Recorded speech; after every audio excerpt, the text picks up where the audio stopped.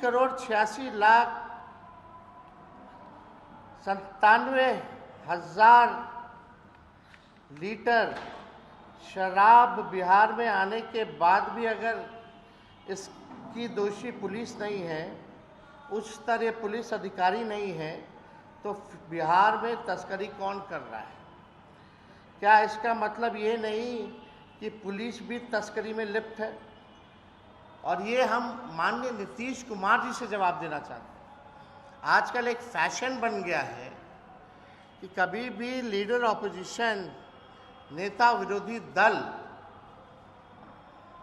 अगर सवाल पूछता है तो किसी पुलिस अधिकारी को बैठा करके जवाब दिलवा दिया जाता है।